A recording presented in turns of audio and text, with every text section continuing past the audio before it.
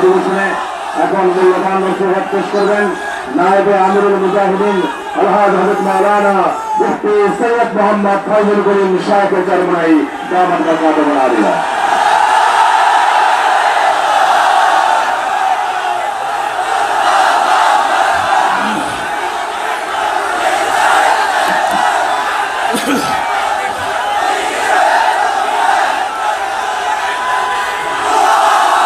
আসসালামু আলাইকুম ওয়া রাহমাতুল্লাহি ওয়া বারাকাতুহু।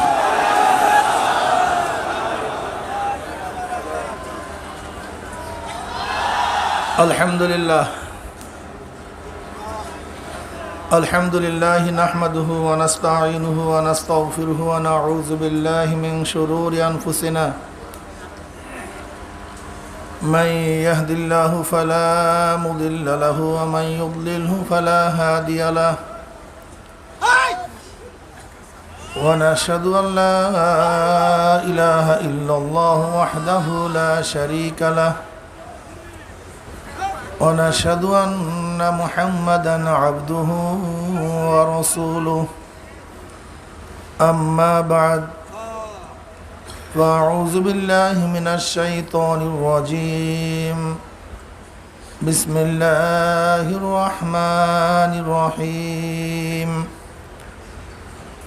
يا أيها الذين آمنوا صلوا عليه وسلموا تسليما اللهم صل على سيدنا ونبينا وشفيعنا وحبيبنا مولانا محمد صلى الله عليه وعلى آله وأصحابه وبارك وسلم اللهم صل على سيدنا ونبينا وحبيبنا مولانا محمد صلى الله عليه وعلى آله وأصحابه وبارك وسلم أعوذ بالله من الشيطان الرجيم بسم الله الرحمن الرحيم ثم جعلناك على شريعة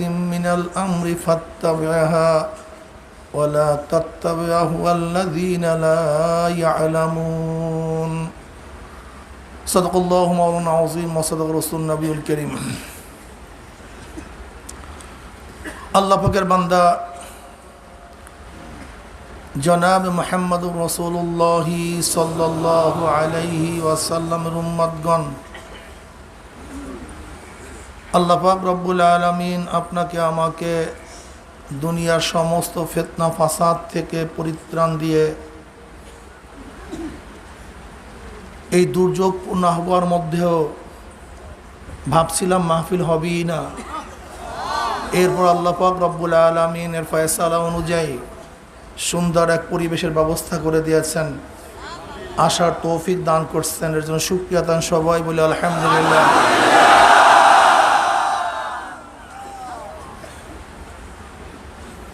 এই মাজলিস অনেক গুরুত্বপূর্ণ, অনেক দামি। এই মাস অগ্রহায়ণ মাস, যেই মাসে আমাদের শায়খ মুর্শিদ নব্বরাল্লাহু মারকাদাহু দুনিয়ার থেকে বিদায় হয়ে গেছেন।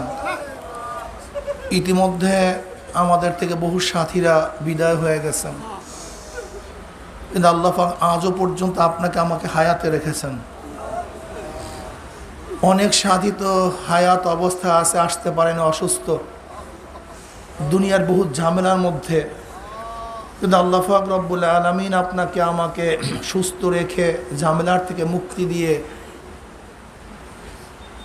এই মাজলিসকে আমাদের শায়খরা ব্যাটারির চার্জের মাজলিস বলতেন। যেরকম ব্যাটারি মাঝে মাঝে চার্জ দিতে হয়, মাঝে মাঝে চার্জ দিতে হয়, চরমনায় দুই মাহফিলকে সেই চার্জের সাথে তুলনা করছে। দীর্ঘদিন পর্যন্ত বাড়িতে বিভিন্ন জায়গায় কাজে কর্মে ব্যস্ত থাকার কারণে চার্জ কমে যায়, ঈমান এবং আমলের চার্জ। আবার চরমনাইয়ের ময়দানে কিছুদিন থেকে পরিপূর্ণ চার্জ দিয়ে আবার বাড়িতে আমরা ফিরে যাই। সেই চার্জ দেওয়ার জন্য আল্লাহ পাক আপনাকে আমাকে আসার তৌফিক দান করছেন। আসলে চরমনাইয়ের ময়দান একটা চার্জের ময়দান, আর এর দলিলও আছে। আল্লাহওয়ালাদের পরিবেশ তো ইমানের চার্জ হয়। হানজালা রাদিয়াল্লাহু তাআলা আনহুর মাশহুর ঘটনা আমরা সবাই জানি। হযরত হানজালা রাদিয়াল্লাহু তাআলা আনহু জনাব মুহাম্মদ রাসূলুল্লাহ সাল্লাল্লাহু আলাইহি ওয়াসাল্লামের মাজলিসে ছিলেন। নবী আলাইহিস সালাতু ওয়াস সালামের সোহবাতে থাকার সময় মনের হালাত, কলবি হালাত যে কি হয়, সে যে তার দরবারে ছিল সেই উপলব্ধি করতে পারত। হানজালা রাদিয়াল্লাহু তাআলা আনহু নবী আলাইহিস সালাতু ওয়াস সালাম সোহবাতে ছিলেন, তার মাজলিসে ছিলেন। নবী আলাইহিস সালাতু ওয়াস সালামের বয়ান শুনছেন, জান্নাত জাহান্নামের আলোচনা শুনছেন। তাই নবী আলাইহিস সালাতু ওয়াস সালামের জবানের আলোচনার অবস্থাটা কি হয়? মনে হয় জান্নাত দেখতেছি, জাহান্নামে পড়ে গেছি, এই অবস্থা। হানজালা রাদিয়াল্লাহু তাআলা আনহু বাড়িতে গেলেন। বিবি, বাল বাচ্চা, সংসার, ব্যবসা বাণিজ্য, এই ঝামেলার মধ্যে মত্ত হওয়ার পরে নবী আলাইহিস সালাতু ওয়াস সালামের দরবারে যে হালাত ছিল, যে অবস্থা ছিল, সেই অবস্থার পরিবর্তন চলে আসছে। হানজালা রাদিয়াল্লাহু তাআলা হঠাৎ চিন্তা করলেন যে নবী আলাইহিস সালাতু ওয়াস সালামের সামনে এক অবস্থা, পিছনে ভিন্ন অবস্থা, নিশ্চয়ই আমি মুনাফিক হয়ে গেছি। হানজালা মুনাফিক হয়ে গেছে, হালাত চলে আসছে, হানজালা মুনাফিক হয়ে গেছে। এখন চিল্লে চিল্লে রওনা করছে, হানজালা মুনাফিক হয়ে গেছে। আবু বকর সিদ্দিক রাদিয়াল্লাহু তাআলা আনহুর সাথে দেখা পথিমধ্যে। হানজালা মুনাফিক হয়ে গেছো মানে কি বলতেছো তুমি? তুমি মুনাফিক হয়ে গেছো? বলে হ্যাঁ, হানজালা মুনাফিক হয়ে গেছে। বলে কিভাবে মুনাফিক হলা তুমি? বলে দেখেন, নবী আলাইহিস সালাতু ওয়াস সালামের মাজলিসে যখন উপস্থিত থাকি তখন কলবের যে হালাত থাকে, অবস্থান থাকে, বাড়িতে গেলে তো সেই অবস্থান থাকে না। দুনিয়ার ঝামেলার মধ্যে যখন পতিত হই, নবীর দরবারে জান্নাত জাহান্নাম উপস্থিত দেখি, কিন্তু বাড়িতে গেলে সেই অবস্থা থাকে না। কাজে অবস্থার পরিবর্তন, তার দরবারে এক, আমার বাড়িতে ভিন্ন। কাজে এইটা মুনাফিকের আলামত। বলে তাই তো, বলে আমারও তো অবস্থা এক, আমিও তো মুনাফিক হয়ে গেছি। কে সে? গোটা নবীদের পরে মর্যাদার দিক থেকে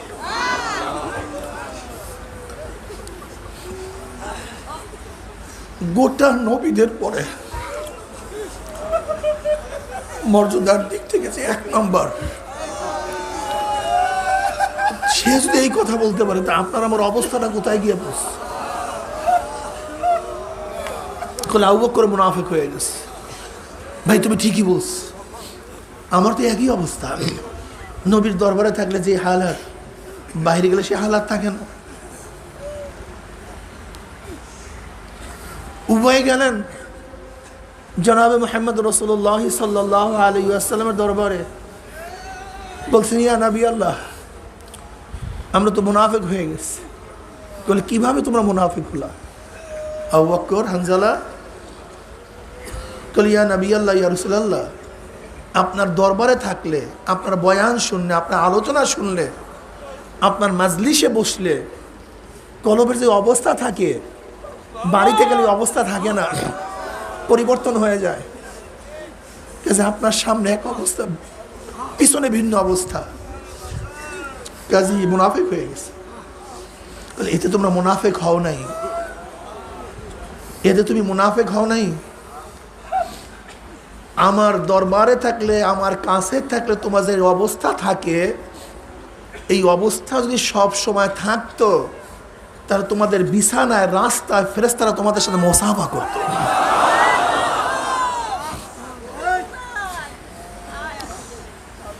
হুমুল জুলাসা উলা ইয়াশকা জালিসুহুম।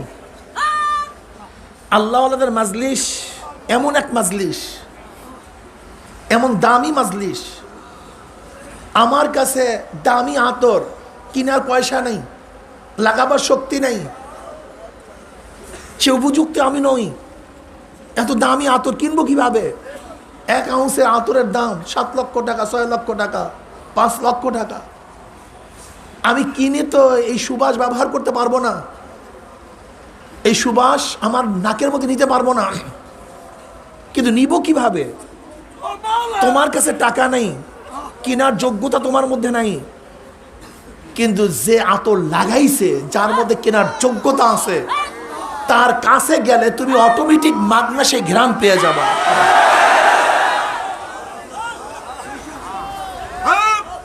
আল্লাহর মাজলিস এই দামি মাজলিস। আমি গুনাহগার, নালায়েক, নাফরমান, আমার কলবের অবস্থা ভালো না। আল্লাহ পাকের নূরের তাজাল্লি, আল্লাহ পাকের মারিফাত, আল্লাহ পাকের হাকিকত বোঝার মতো ক্ষমতা আমার মধ্যে নাই, সেই শক্তি আমার মধ্যে নাই। আমি গুনাহগার, নাফরমান, কিন্তু আল্লাহ ওয়ালার সোহবাতে যদি থাকি, তাদের কাছে যদি যাই, ওই ঘেরানের মাজলিসে যদি বসি, তাহলে আল্লাহ পাক রব্বুল আলামিনের ফজল ও করমে তাদের উপর যখন রহমত নাজিল করবেন, আপনাকে আমাকে মাহরুম করবেন না। আল্লাহ পাক রব্বুল আলামিন ওই রহমতের কিছু অংশ আপনাকে আমাকে উপর দান করবেন। এর জন্য চার্জের মাজলিস, এখানে চার্জ হয়। আসলেও আমি বাস্তব অভিজ্ঞতা থেকে বলছি, যখন বিভিন্ন জায়গায় মাহফিলে যাই, মুজাহিদরা আসে, বিভিন্ন ধরনের মুজাহিদরা আসে, কিন্তু যেই সমস্ত মুজাহিদরা বলে হুজুর আজকে এত বছর পর্যন্ত চরমনায় যাই, এক মাহফিলও সারি না, আমি তাদের চেহারার দিকে তাকাই, এবং যারা আসে আসে না তাদের চেহারার দিকে তাকাই, far far difference, far far difference. আজকেও এক ভাই দেখা করার সময় বলছে যে 65 সনে এক মুজাহিদ আসছে চরমনাইতে। 65 সনে কোনো মাহফিল কাজা হইতো না, এই মাহফিলের কিছুদিন আগে দুনিয়ার থেকে বিদায় হয়ে গেছে। মুগদান আমাদের এক মুজাহিদ। এরকম হাজারো মুজাহিদরা আছে যারা এক মাহফিলও ছাড়ে না, কেন তাদের চার্জের প্রয়োজন হয়, তারা চার্জ দেয়। যেই ব্যাটারির পরীক্ষা করার যন্ত্র আছে, সেই ব্যাটারি তো চার্জ দিবে, আর যেই ব্যাটারির চার্জ পরীক্ষা করার যন্ত্র নাই, সেই ব্যাটারির চার্জ নিবে কিভাবে? যাদের কলবের খেয়াল আছে তারা তো চার্জ গ্রহণ করবে, আর যাদের কলবের খেয়ালই নাই, চার্জ আছে কি নাই এ চিন্তা তোয়াক্কাও তারা করে না।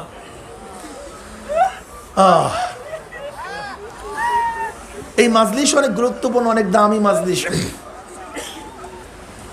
আমার দাদা আজম রহমতুল্লাহ আলাই, আব্বাজান রহমতুল্লাহ আলাই 3 দিনের মাহফিলে সাধারণত 3 ধরনের বয়ান করতেন। সাধারণত প্রথম দিন ইলমে মারিফাতের বয়ান বেশি করতেন, দ্বিতীয় দিন ইলমে শরিয়াত সম্পর্কে বেশি বয়ান করতেন, তৃতীয় দিন মাদ্রাসা সংক্রান্ত বিষয়, চতুর্থ দিন ফজরের পরে সাধারণত তাজকিয়া সম্পর্কে বেশি আলোচনা করতেন।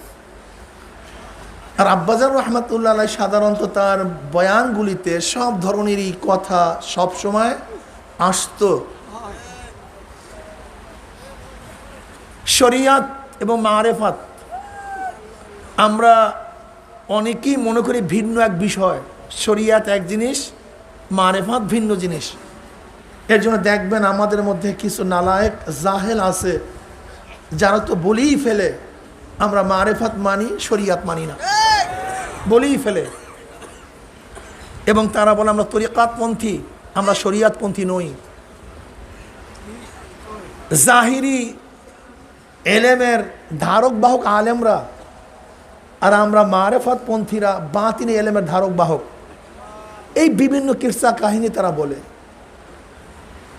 অথচ আল্লাহ পাক রব্বুল আলামিন কালামে পাকের মধ্যে ফরমান সুম্মা জাআলনাকা আলা শরিয়াতিন মিনাল আমর ফাত্তাবি'হা ওয়ালা তাত্তাবি'হু আল্লাযীনা লা ইয়া'লামুন। হে আমার নবী, আমি আপনাকে যে শরিয়াতের প্রতিষ্ঠিত করেছি, ফাত্তাবি'হা, ওই শরিয়াতের অনুসরণ অনুকরণ করুন। কাকে নির্দেশ করেছেন?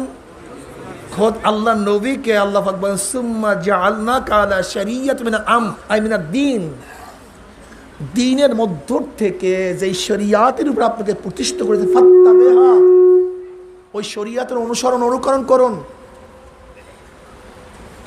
জাহেল মূর্খ যারা নিজেদের নফস অনুযায়ী কথা বলে, খেয়াল খুশি অনুযায়ী কথা বলে, শরিয়াতের পাবন্দি করে না, ধার ধরে না, ওই সমস্ত মূর্খ জাহেলদের যারা শয়তানের নফস অনুযায়ী কাজ করে, খেয়াল খুশি কাজ করে, চলাফেরা করে, তাদের ইত্তেবা অনুসরণ আপনি করিয়েন না। শরিয়াত শব্দের অর্থ কি? রাস্তা। শরিয়াত শব্দের অর্থ কি? রাস্তা, কানুন, পদ্ধতি, নিয়ম, আইন। শরিয়াতকে রাস্তা কেন বলা হয়? যেরকম তরিকে আম, প্রশস্ত রাস্তায় যদি উপরে ওঠেন, যে রাস্তা কোথার? মক্কার রাস্তা। যদি মক্কার পথ আপনি ধরেন, রাস্তায় আপনাকে মক্কায় পুষাইয়া দেবে, রাস্তায় আপনাকে মক্কায় পুষাইয়া দেবে। ডাইনে বামে তাকাবার প্রয়োজন নাই। কি আপনি মাইকে শোনেন না? দেখেন মাঝখানে মাইক বন্ধ হয়েছে। রাস্তায় আপনাকে মক্কায় পুষাইয়া দিবে। মদিনার পথ ধরলে রাস্তা আপনাকে মদিনায় পুষাইয়া দিবে। আমেরিকার পথ ধরলে আমেরিকায় রাস্তায় পুষাইয়া দিবে। ঠিক শরিয়াতের পথে উঠলে শরিয়াত আপনাকে জান্নাতে পুষাইয়া দিবে। এই জন্য শরিয়াতকে শরিয়াত বলা হয়। তরিকা আম, ভাঙ্গা নাই, কাঁটা নাই, ভেজাল নাই, কিচ্ছু নাই। শরিয়াতের রাস্তায় উঠবেন, এই শরিয়াতের গাড়িতে চলবেন, শরিয়াতের গাড়ি আপনাকে জান্নাতে পৌঁছায় দেবে।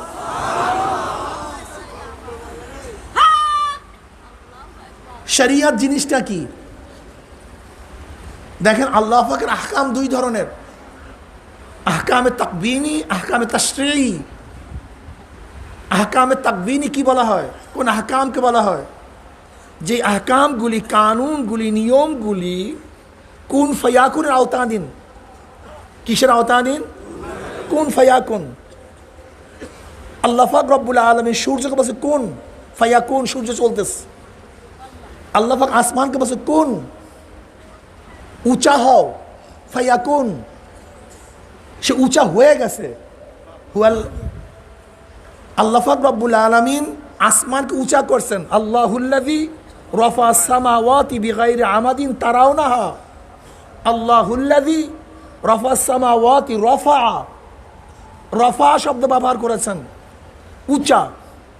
আসমানকে কি করছেন আল্লাহ পাক? কত উঁচা জানি না।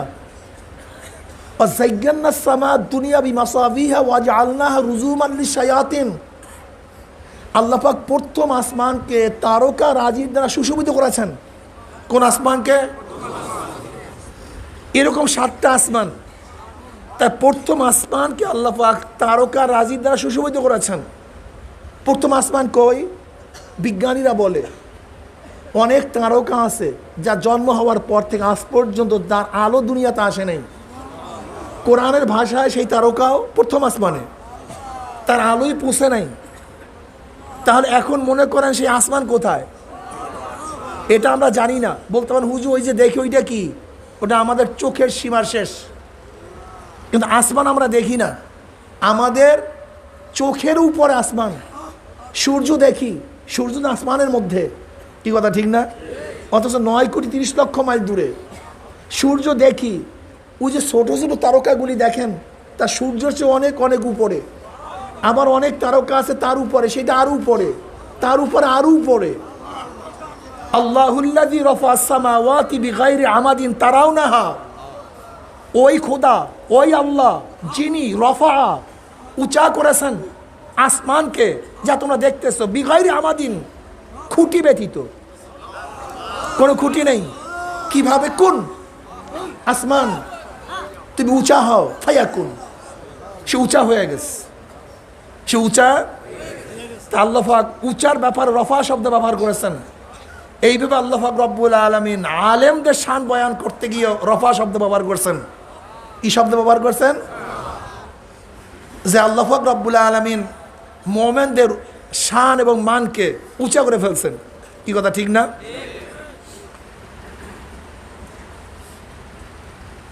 আল্লাহ পাক পানিকে বলছেন পানি জারি হও, পানি জারি হয়ে গেছে। ইয়ারফাইল্লাহুল্লাযীনা আমানু মিনকুম ওয়াল্লাযীনা উতুল ইলমা দারাজাত, ইয়ারফাইল্লাহুল্লাযীনা আমানু মিনকুম ওয়াল্লাযীনা উতুল ইলমা দারাজাত। যাদেরকে আল্লাহ পাক ইলম দান করছেন, আল্লাহ পাক তাদের দরজা এবং মর্তবাকে উঁচা করে ফেলছেন। পানিকে আল্লাহ পাক বলছে কোন জারি হও, ফায়াকুন, পানি জারি হইতেছিল। আজ পর্যন্ত চলছে, কিয়ামত পর্যন্ত চলতে থাকবে। যেখানে বন্ধের ইশারা আছে সেখানে বন্ধ থাকবে, কিন্তু যেখানে বন্ধের ইশারা নাই সেখানে কেউ বন্ধ করতে পারবেন না। এর জন্যই নীল নদের পানি যখন জারি বন্ধ ছিল, ওখানে রুসুম ছিল, কোনো এক সুন্দরী মেয়েকে বলি দিতে হইতো। ওমর ইবনে খাত্তাব রাদিয়াল্লাহু জামানায় এই কাজ কিভাবে করবে মুসলমানরা? ওমর ইবনে খাত্তাবকে চিঠি লেখা হইল যে একজন নারীকে হত্যা করতে হবে। দেখে ডাইরেক্ট শরিয়াতের খেলাফ, এটা হয় কিভাবে? অথচ পানি ছাড়া মিশরের কোনো ফসল হবে না, বিশাল মুসিবত। ওমর ইবনে খাত্তাব রাদিয়াল্লাহু তাআলা আনহু নদীকে চিঠি লিখলেন। কাকে চিঠি লিখলেন? নদীকে চিঠি লিখলেন যে আল্লাহর হুকুমে জারি হও, জারি হয়ে যাও। এই চিঠি ফালাইতে দেরি, নদী জারি হইতে দেরি করে নেই। যাই হোক, এগুলো হলো আওয়ামের তাকবীনের আওতাদিন, আওয়ামের তাশরিঈ বা তাকলিফি। যেই আহকামগুলি আল্লাহ পাক রব্বুল আলামিন নবীদের মাধ্যমে তার বান্দাদের উপর নাজিল করেন, বান্দা ইচ্ছা করলে আহকামগুলি পালন করতেও পারে, নাও করতে পারে। পালনীয় আহকামগুলি যদি পালন করে আর বর্জনীয় আহকামগুলি, হুকুমগুলি যদি বর্জন করে, বান্দা মোমেন, মুত্তাকিন, আবিদিন, সালিহিন, কানিতিন, বিভিন্ন আওসা গুণে গুণান্বিত হয়ে যায়, বান্দা জান্নাতে চলে যায়। আর পালনীয় আহকামগুলি যদি পালন না করে, বর্জনীয় আহকামগুলি যদি বর্জন না করে, বান্দা কাফের, মুশরিক, মুনাফিক, জালেম, ফাসিক, বিভিন্ন গুণে গুণান্বিত হয়ে বান্দা জাহান্নামে চলে যায়। একে বলা হয় আওয়ামের তাশরিঈ, শরিয়ত। শরিয়ত, এই শরিয়তের তিনটা সাইড, তিনটা দিক। কয়টা দিক ভাই? জোরে বলেন। তিনটা দিক আছে। বিশ্বাসের সাথে আকীদার সাথে সম্পৃক্ত ইলমকে ইলমুল আকায়েদ বলা হয়। বাতিনি আমলের সাথে সম্পৃক্ত ইলমকে ইলমুত তাসাউফ বলা হয়। বাহ্যিক আমলের সাথে সম্পৃক্ত ইলমকে ইলমুল ফিকহ বলা হয়। সবই শরীয়তের অংশ, শরীয়তের বাহিরে না। আমি মানুষ, বাস এক কথায় মানুষ। যখন বিশ্লেষণ করবেন তখন একটা শরীর, একটা রূপ, কিন্তু সবই কিন্তু মানুষের সমষ্টি, অংশ। যদি মানুষের বিশ্লেষণ করেন তখন হাত, পা, চক্ষু, জবান কিছু মানুষ থেকে খালি না, পার্থক্য না। ঠিক তদ্রূপ ইলমে ফিকহ, ইলমে তাসাউফ, ইলমে মারিফাত সবই শরীয়তের অংশ। যখন ব্যাখ্যা করি তখন একটাকে মারিফাত বলি, একটাকে শরীয়ত বলি, কিন্তু সবই শরীয়তেরই অংশ। এটা মনে রাখতে হবে। এর জন্যই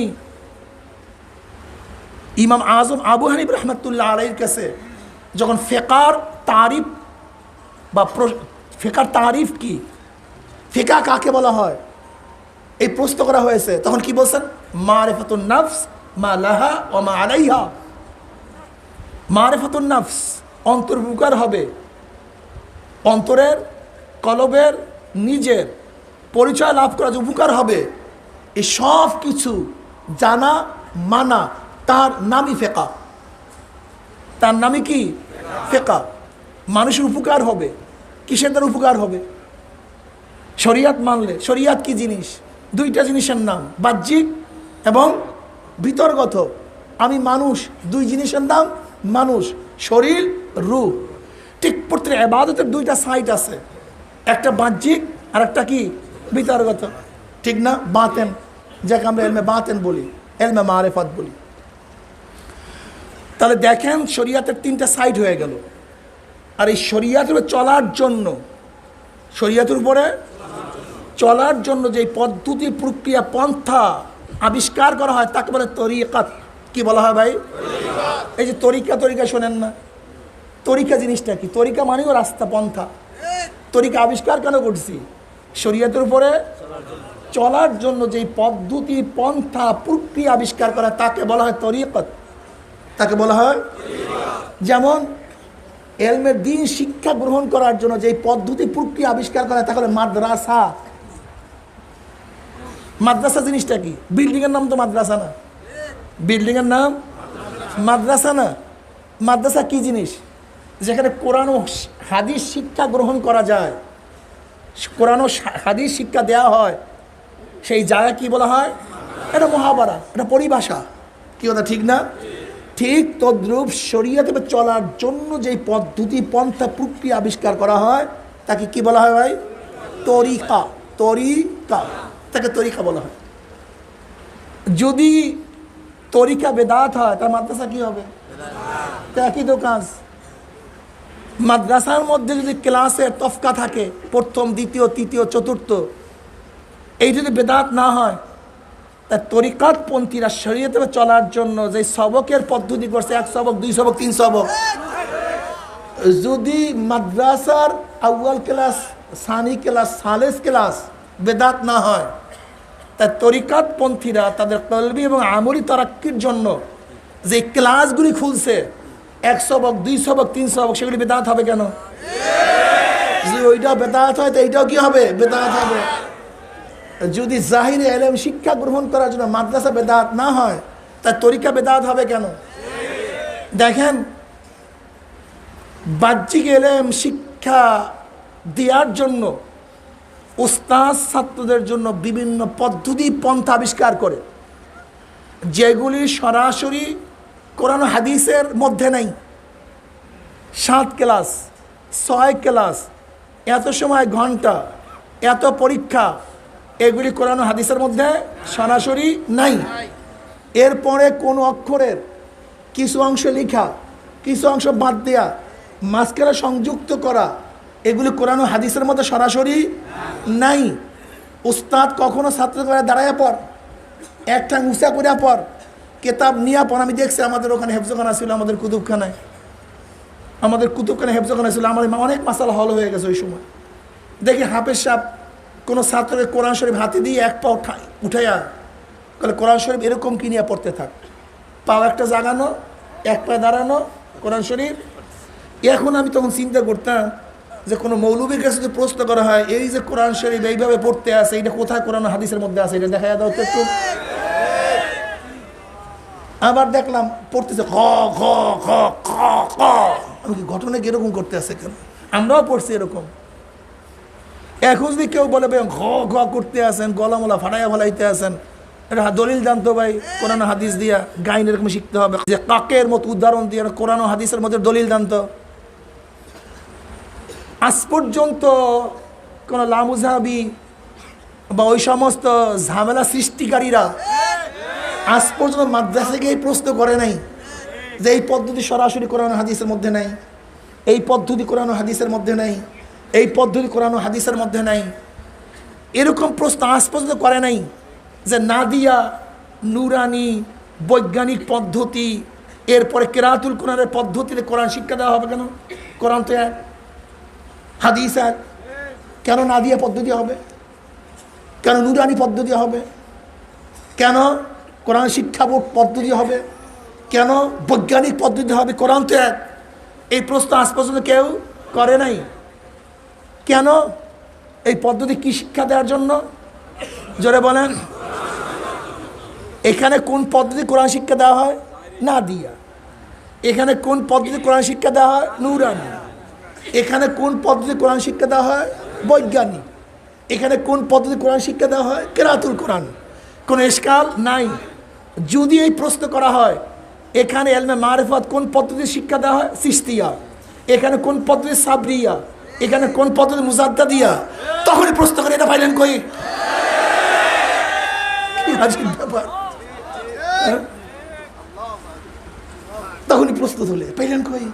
কোথায় চিশতিয়া আছে, কোথায় সাবরিয়া আছে, 126 তরিকা কোথায় পেলেন আপনারা?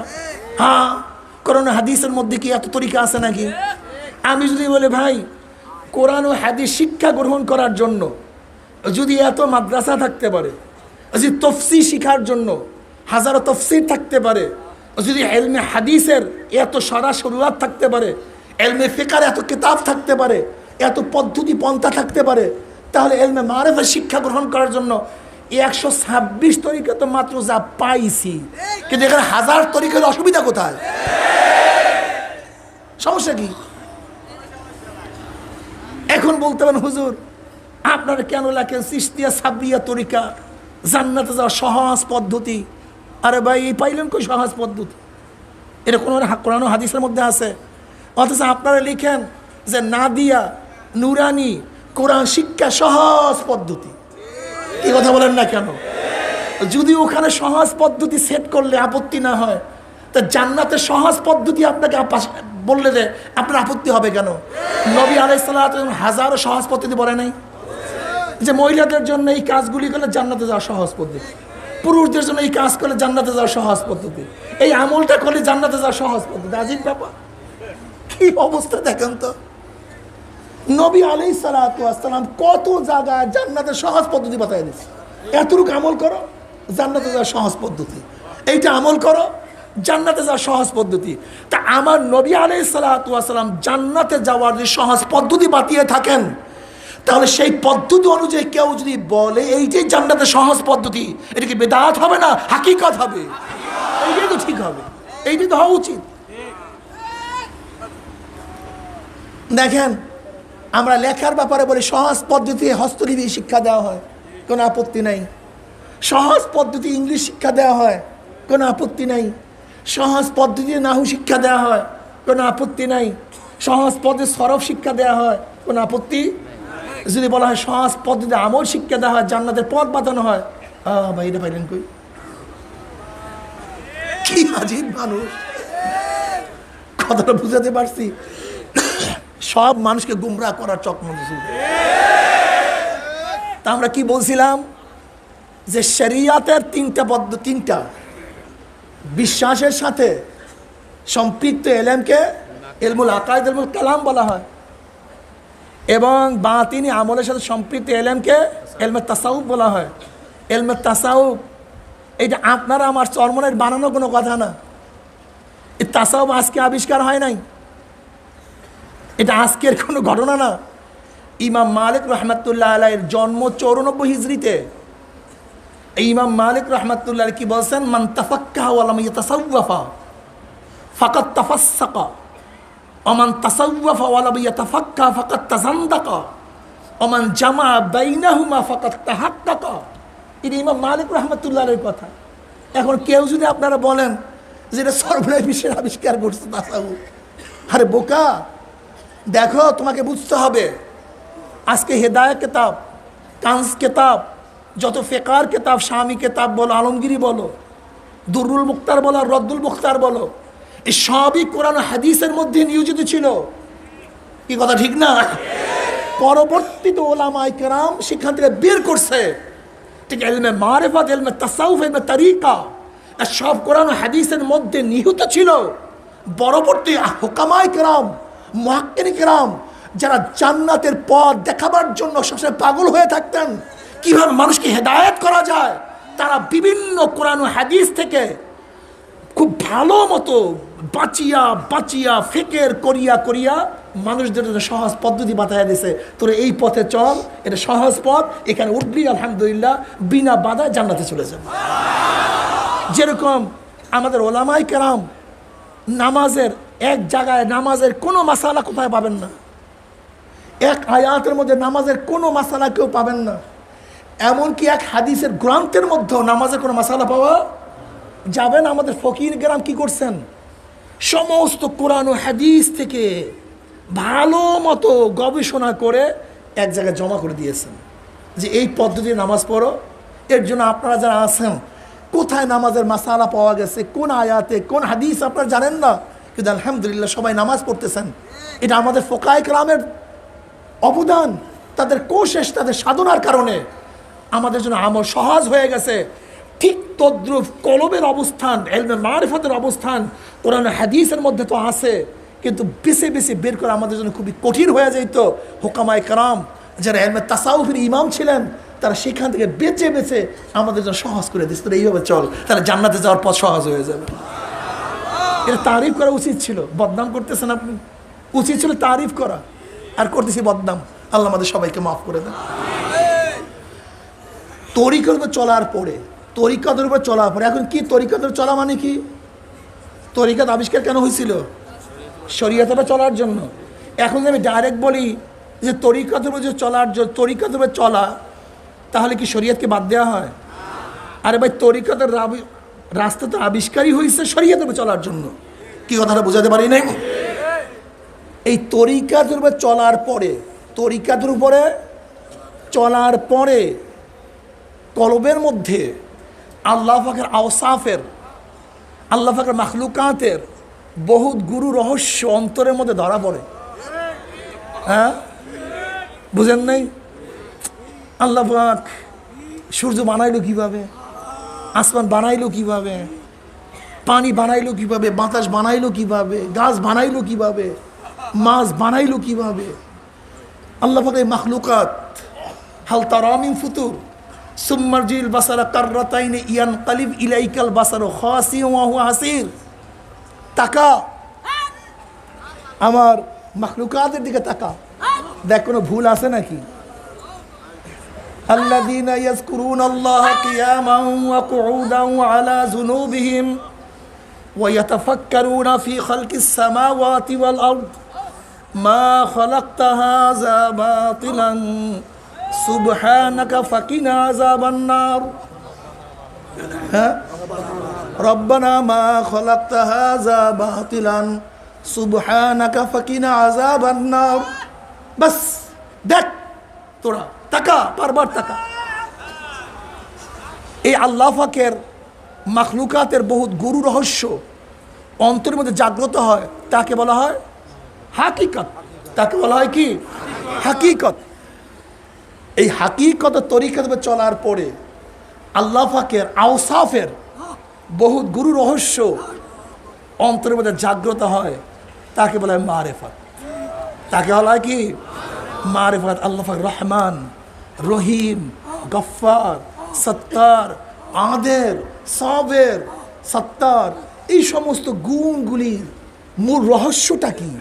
আল্লাহ পাকের এক একটা গুণের নূর কলবের মধ্যে জাগ্রত হয়, তাকে বলে মারেফত। তাকে বলা হয় মারেফত। যখনই আল্লাহ পাকের গুণ সম্পর্কে পরিচয় বান্দা পায়, তখন আল্লাহ পাকের জন্য পাগল হয়ে যায়। কেন? যে যার পরিচয় পায় সে তার পাগল হয়, সে তার কি হয়? এই বাস যখন মারেফতের লাইনে মানুষ চলে যায়, তখন জেদার দেখতা হো মাই তু হি তু হ্যায়, তু হি তু হ্যায়, তু হি। এই শুরু হয়ে গেছে। এবার আর কিছু নেই, এবার সব সময় টেনশন। আমার মাওলায় কোথায় পাবো, কিভাবে পাবো, এই অন্তরের মধ্যে জ্বালা শুরু হয়ে যায়। এখন আর মাওলা ছাড়া কিচ্ছু বুঝে না। এখন কি অবস্থা হয়, তার হালাত কি হয়? ইন্না সলাতি ওয়া নুসুকি ওয়া মাহইয়াই ওয়া মামাতি লিল্লাহি রাব্বিল আলামিন। এই হালাত, এই আয়াতের তো আসলে মূল হালাত আমরা বুঝি না, হাকিকত বুঝি না। ইন্না সলাতি ওয়া নুসুকি ওয়া মাহইয়াই ওয়া মামাতি লিল্লাহি রাব্বিল আলামিন। আর লাগে কিছু? আর কিছু লাগে? আমার জানি ইবাদত, আমার মালি ইবাদত, আমার বাঁচিয়া থাকা, আমার মৃত্যুবরণ করা লিল্লাহি রাব্বিল আলামিন। এই শুরু হয়ে গেল। আসলে কি আমাদের বাঁচা কিসের জন্য? কই, আমরা তো ব্যবসার জন্য বাঁচতে চাই। আমার বাঁচা কিসের জন্য? আমি বড় আলেম এর জন্য বাঁচতে চাই। আমার বাঁচা কিসের জন্য? টাকা কামাই করবার জন্য বাঁচতে চাই। আমার বাঁচা কিসের জন্য? আমি চেয়ারম্যান হবে এর জন্য বাঁচতে চাই। আমি বাঁচতে কেন চাই? বিবাহ করব। আমি কেন বাঁচতে চাই? আমার বাচ্চাদেরকে ভরণ পোষণ কে করবে, কে দেখবে? আমি বাঁচতে চাই জমি কিনবো, আমি বাঁচতে চাই বিল্ডিং করব। কিন্তু আল্লাহ কি বলছে? লিল্লাহি রাব্বিল আলামিন। আমি বাঁচতে চাই নামাজ পড়ব, আমি বাঁচতে চাই রোজা রাখব, আমি বাঁচতে চাই ইবাদত করব, আমি বাঁচতে চাই জিকির করব, আমি বাঁচতে চাই তেলাওয়াত করব, আমি বাঁচতে চাই দাওয়াত দেব, আমি বাঁচতে চাই আল্লাহর পথে যুদ্ধ করব, আমি মরতে চাই শহীদ হব, আমি মরতে চাই মাওলার সান্নিধ্য লাভ করব। এর জন্য লিল্লাহি রাব্বিল আলামিন নেই, কিন্তু যখন ইলমে মারিফাতের দরজা চলে যাবেন তখন দেখবেন সব মাওলা, সব। অবস্থাটা কেমন? দুই বন্ধু একই সাথে এক শায়েখ কাছে বয়াত হয়েছে। এক বন্ধু ছিল বিকলাঙ্গ, হাঁটতে পারত না, আর এক বন্ধু ভালো। তা যেই বন্ধু বিকলাঙ্গ সে অনাহার, সে কাশফের মাধ্যমে জানতে পারছে তার আর এক বন্ধু উপবাস অনাহার অবস্থা আছে, কিন্তু সে তো আর হাঁটতে পারে না। তার স্ত্রীকে বলছে, স্ত্রী যাও, আমার বন্ধু আজকে 3 দিন পর্যন্ত উপবাস অবস্থা আছে, তুমি তার কাছে গিয়ে খানা পৌঁছায় দিয়ে আসো। এখন স্ত্রী বলছে আমি নদী পার হবে কিভাবে? যেমন বিশ্বাসের নদী, উপরে বন্ধুর বাড়ি, এপারে আর এক বন্ধুর বাড়ি। যে ব্যক্তি খোড়া, হাঁটতে পারে না, তার বাড়ি এপারে। এখন স্ত্রী বলছে আমি উপরে যাবো কিভাবে, খেয়া তো নেই। তাহলে যাও, নদীর পাড়ে গিয়ে বলো মাওলা হ্যাঁ তুমি তোমার ওই বন্ধুর উসিলায় নদী পার করে দাও যে 40 বছর পর্যন্ত স্ত্রী ব্যবহার করে না, 40 বছর পর্যন্ত স্ত্রী ব্যবহার করে না। এখন স্ত্রী আমার স্বামী মিথ্যা কথা বললো কিভাবে? সে আমার স্বামী, আমি তার স্ত্রী, সে আমাকে ব্যবহার করে কি করে না সেও জানে, আমিও জানি। তার ঘরে কত বাচ্চা কাচ্চা, অথচ বলতেছে 40 বছর পর স্ত্রী ব্যবহার করে না।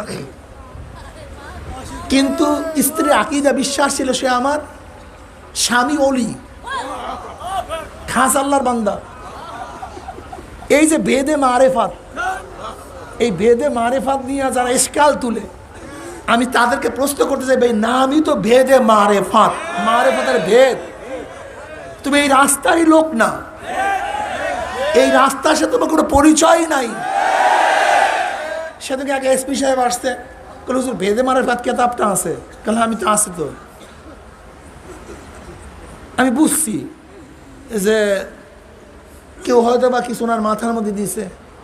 আমি বললাম দেখেন আপনাদের পুলিশের কিছু টার্ম আছে, কিছু শব্দ আছে যেগুলো পুলিশি ভাষা, এটা অন্য অন্য ডিপার্টমেন্টের লোক এই ভাষা বুঝবে না। ডাক্তারদের ভাষা কিছু টার্ম আছে, ডাক্তারের বাইরে ইঞ্জিনিয়ারের টার্ম বুঝবে না। আবার ইঞ্জিনিয়ারদের কিছু ভাষার টার্ম আছে যে ইঞ্জিনিয়ারের বাইরে অন্য কেউ বুঝে না। সাহিত্যিকদের কিছু ভাষা আছে যা সাহিত্যিক ছাড়া অন্য কেউ বুঝবে না। ফকিদের কিছু ভাষা আছে, কথাটা বোঝাতে পারি নাই। যেমন সুন্নাত শব্দ, সুন্নাত শব্দ কোরআনের মধ্যে আসছে, হাদিসের মধ্যে আসছে, ফিকহের মধ্যে আসছে। একই সুন্নাত শব্দ, একই হুবাহু একই লেখা, কিন্তু কোরআনের ভাষায় এক অর্থ, হাদিসের ভাষায় ভিন্ন অর্থ, ফিকহের ভাষায় সম্পূর্ণ ভিন্ন অর্থ, একই সুন্নাত। তা ফিকহের কিছু শব্দ আছে, টার্ম আছে যেগুলি তাদের এলেমের সাথে সম্পৃক্ত, অন্য কেউ বুঝবে না। তাই আমি বলছি মারেফাত পন্থীদেরও কিছু ভাষা আছে যেগুলি মারেফাত পন্থীদের জন্য সম্পৃক্ত, অন্য কেউ বুঝবে না। এই টান বুঝতে গেলে তাদের এই এলেম আপনাকে শিখতে হবে, এছাড়া বুঝবেন না। আমি বললাম যদি কোনো জায়গায় ইশকাল বাজে আমাকে প্রশ্ন করিয়েন, কিতাব নিয়ে যান। এখন স্ত্রী তো তার স্বামীর উপর আস্থা আছে, আমার স্বামী আল্লাহর ওলি, গিয়া বলতেছে দেখেন টানটা কোন জায়গায়, এই ঘটনা বললেই বুঝতে পারবেন আসলে হাকিকতটা কি এবং মারেফাতটা কি। গিয়া নদীর পেয়ে বলতেছে মাওলা তোমার ওই বন্দার উসিলে আমাকে নদী পার করে দাও। যে 40 বছর পর স্ত্রী ব্যবহার করে না। দেখেন আবার জাহিরিওয়ালারা, মানে যারা এই লাইনের না, তারা বলবে হুজুরে কি শাক শুরু করছে। আমি দলিল দিতে আসি, দেখেন বুখারীর মধ্যে কারামতের বয়ান আছে। ওই যে এক ব্যক্তি একজনার থেকে 1000 দিরহাম ধান নিছে, সময় মতো পাঠায় দিবে, কিন্তু পার হওয়ার কোনো খাওয়া পায় না, পার হওয়ার কোনো খাওয়া পায় না। একজনের কাছে আগেই দিরহাম পাঠায় দিছে, কিন্তু মনের মধ্যে ওয়াসওয়াসা যে সময় মতো পৌঁছলো কিনা, ওয়াদা খেলাফ না হয়। আর আমাদের মুজাহিদরা আমার সাথে ওয়াদা খেলাফ করে, বারবার ওয়াদা খেলাফ করে, বারবার ওয়াদা খেলাফ করে। আমি চিন্তা করি, মানে আমার সাথে তোমার ওয়াদার অবস্থা এই, তো বাহিরে তুমি কি করো আল্লাহ ভালো জানে। টুপি তো লাগাইছো, জুব্বা তো পরছো, দাড়ি তো রাখছো, হ্যাঁ। আর শায়েখ রহমাতুল্লাহ আলাইহি, আমি ওনাকে এত গুরুত্ব দেই বাপ হিসাবে না, কাছে থেকে দেখছিল কি জিনিস, কি জিনিস। আজকে আমার মতো মৌলবী ওয়াদা দিছে মাহফিলে যাব, কোনো রকম জ্বর হইলে, একটু স্বাস্থ্য খারাপ হইলে, সেহাত খারাপ, যেতে পারবো না, সেহাত খারাপ, যেতে পারবো, ওয়াদা ছিল যাওয়ার। অথচ মুনাফিক আলামত কি, যা ওয়াদা আখলাফা, আলামতে মুনাফিক, একটু সেহাত খারাপ, যেতে পারবো না।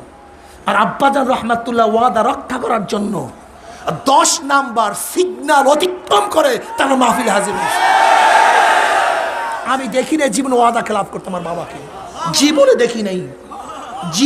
দেখি নাই ওয়াদা খেলাফ করতে। দরবেশ আর আলেম আর মুফতি আর মুহাদ্দিস, ওয়াদা খেলাফ। ওয়াদা দেওয়ার আগে চিন্তা করো। আল্লাহ পাকের শুকর, আমি তো কাউকে কোনো ওয়াদা দিলে আগে চিন্তা করে ওয়াদা পালন করতে পারবো কি পারবো না।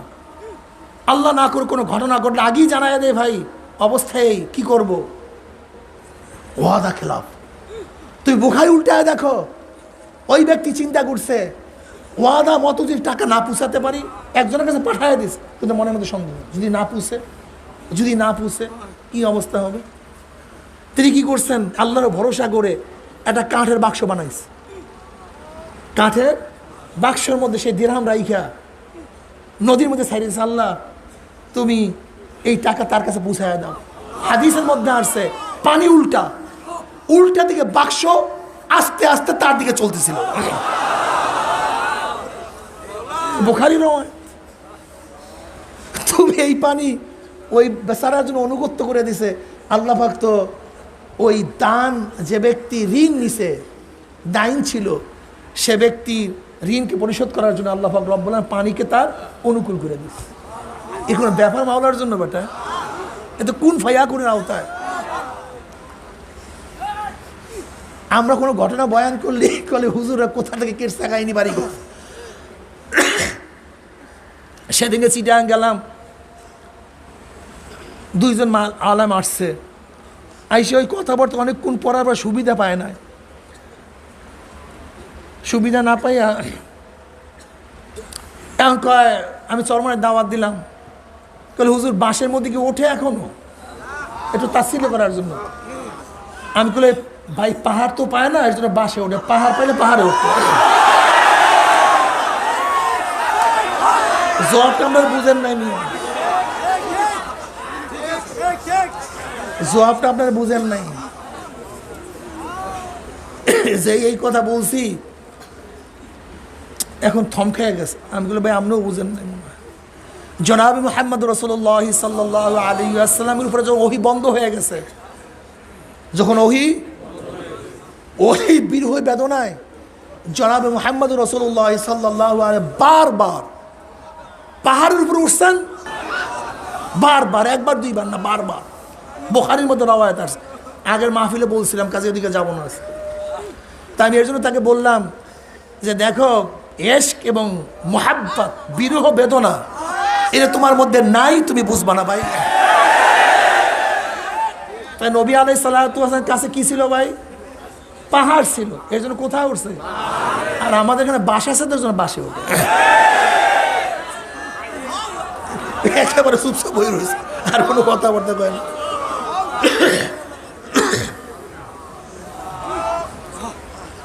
কাল হুজুর উপরের দিকে ওঠে কেন? এইটাই তো ধারণা। ওটা আমাদের ধারণা। যেমন ওই রেজাউল খান আবরার সাহেবের জবাব দিয়েছে যে আল্লাহ পাক যদি সব জায়গায় থাকে তাহলে আমরা আসমানের দিকে হাত উঠাই কেন? বলে এইটা দোয়ার আদব। তার মানে আল্লাহ উপরেই আসে বিদে হাত উঠে, তা না, এটা দোয়ার আদব। কি কথা ঠিক না? মানুষ উপরের দিকে যাইতে চায়, নিচের দিকে যাইতে চায় না। এমনি এশক এবং মারফত যখন চলে আসে তখন উপরের দিকে জাগতে চায়। কথা ঠিক না? যেই মৌলবীর এই উদাহরণ দিয়েছে আসতে তাইতে চলে গেছে, আর দিকে কোনো কথাবার্তাই কয় না। তা উনি তো গিয়া নদী ব্যাগে বলছে, মাওলা হ্যাঁ তুমি তোমার ওই অলির উসিলে আমাকে নদী পার করে দাও, যে 40 বছর প্রতি স্ত্রী ব্যবহার করে নেই। আল্লাহর কি কৃষ্ণা, নদীর পানি শক্ত হয়ে গেছে। কি শক্ত হইতে পারে কি পারে না?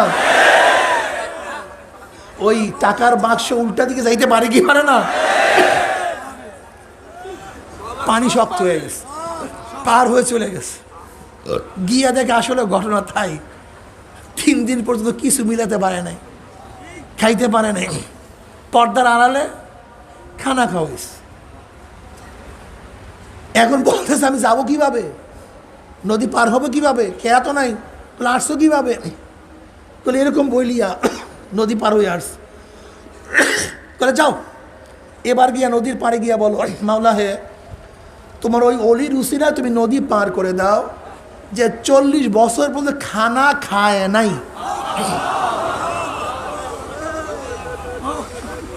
এখন মহিলা আরো আশ্চর্য হয়ে গেছে। বলে এক মিথ্যা বলিয়া পার হয়ে আসছি, আর এই ব্যক্তি তো আগে পরে খানা খাইছি, আবার আমার সামনে খানা খাইলো, আর এখন বলতেছে 40 বছর পর্যন্ত খানা খায়নি। তো এক মিথ্যা বলিয়া যেহেতু পার হয়ে আসছে, দেখি আর এক মিথ্যার অবস্থাটা কি, আর এক মিথ্যার অবস্থাটা কি। গিয়া বলতেছে আল্লাহ তুমি তোমার ওই বান্দার উসিলে নদী পার করে দাও, যে 40 বছর পর্যন্ত খানা খায় নাই। আল্লাহর কি কৃষ্ণ, নদীর পানি শক্ত হয়ে গেছে, পার হয়ে চলে আসছে। এবার স্বামীকে বলতে, স্বামী গো তুমি আমার স্বামী, আমি তোমার স্ত্রী, তুমি আমাকে ব্যবহার করো কি করো না তুমিও জানো আমিও জানি, কিন্তু একটা মিথ্যা শিক্ষা দিচ্ছে। আর মিথ্যার কি তা আসি, নদীও পার হয়ে গেছে। তোমার বন্ধু তো আগে পরে খানা খাইছে, আর আমার সামনেই খানা খাইছে, সে একটা মিথ্যা শিক্ষা দিছে, আর মিথ্যার উচিত পার হয়েও আসছি, ঘটনাটা কি? এবার স্বামী বলতেছে দেখো আমিও মিথ্যা বলি নাই, আমার বন্ধুও মিথ্যা বলে নাই, তুমি বাহ্যিক দৃষ্টি দেখছো, কিন্তু আমি তো যেই কথা বলছি আমার মাওলা আমার কলমের দিকে তাকায় আছে। ইন্নাল্লাহ লা ইয়ানজুরু ইলা সুয়ারিকুম ওয়া আমওয়ালিকুম ওয়ালাকিন ইয়ানজুরু ইলা নিয়াতিকুম ওয়া কুলুবিকুম। আল্লাহ পাক কোন দিকে তাকায় থাকে? সব সময়। বাহ্যিক দৃষ্টি আল্লাহ করেন না তো। ইন্নাল্লাহ লা ইয়ানজুরু ইলা সুয়ারিকুম, তোমার কত সুন্দর চেহারা, তুমি কত বড় ধনী, কোন ব্যক্তি, কত বড় আলেম, কত বড় মুহাদ্দিস। লা ইয়ানজুরু ইলা সুয়ারিকুম ওয়া আমওয়ালিকুম, তুমি কত বড় টাকার মালিক, কত বিল্ডিং এর মালিক, কত ক্ষমতার মালিক না। ওয়ালাকিন ইয়ানজুরু ইলা নিয়াতিকুম ওয়া কুলুবিকুম, সব সময় কলবের দিকে। তা আমার মাওলা আমার কলবের দিকে তাকায় আছিল। আমি তোমাকে কি বলতে চাইছি দেখছে কে? আল্লাহ দেখছে। কল স্ত্রী শোনো, আমরা দুইজনে একই সাথে পীরের কাছে বুড়ি দিচ্ছি। এখানে আরেকটা কথা মনে রাখতে হবে, খুব ভালো মতো বুঝবেন। এখানে পীর বলতে হক্কানি পীর উদ্দেশ্য কি? পীর উদ্দেশ্য যেমন অমুক আলেম ফতুয়া দিছে, আলেমের মধ্যে ভণ্ড আছে কি নাই? এখানে ভণ্ড উদ্দেশ্য না, উদ্দেশ্য আলেম। অমুক ফকি ফতুয়া দিছে, ফকির মধ্যে ভণ্ড 2 নম্বর আছে কি নাই? আবুল ফজল ফয়জি আছে কি নাই? কিন্তু উদ্দেশ্য সহি হক ফকি। ঠিক পীর ভণ্ড, এটা উদ্দেশ্য না, উদ্দেশ্য হক। জোরে বলেন কি? হক, হক। এখন কেউ যদি বলে আলেমরা সুপারিশ করবে, এটা কি শিরক হবে? কেউ যদি বলে পীরেরা সুপারিশ করবে, এটা কি শিরক হবে? কেউ যদি বলে জান্নাতীরা সুপারিশ করবে, এটা কি শিরক হবে? মনে রাখতে হবে পীর কি জিনিস, যার মধ্যে দুইটা জিনিস আছে, এলমে জাহের, এলমে বাতেন। ফকি সাহেব সে আলেম না? জোরে বলে সে আলেম না? তাকে ফকি বললেন কেন? মুফতি সাহেব সে কি আলেম না? তাকে মুফতি বললেন কেন? মুহাদ্দিস সাহেব সে কি আলেম না? তাকে মুহাদ্দিস বললেন কেন? যেরকম মুহাদ্দিস সাহেব আলেম, কিন্তু হাদিসের বিশেষ গুণ তার মধ্যে আছে, এই জন্য মুহাদ্দিস বলছি। ফকি সাহেব আলেম, কিন্তু ফকি নফস, নিজের মধ্যে বহুত গভীর এলেম আছে, তার জন্য তাকে ফকি বলছি। মুফতি সাহেব আলেম, কিন্তু সে মোতালা করছে, রেফারেন্সে ফতুয়া দেওয়ার যোগ্যতা অর্জন করছে, এর জন্য আমি তাকে মুফতি বলছি।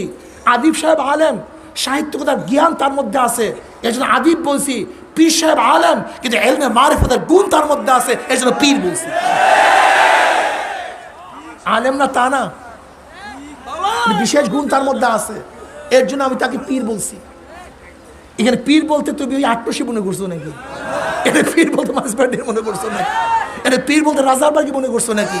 ওই ভণ্ড সাহিত্য মনে করছো নাকি? পীর বলতে যার মধ্যে এলমে শরীয়ত, এলমে মারিফত উভয় আছে, তাকেই পীর বলছি।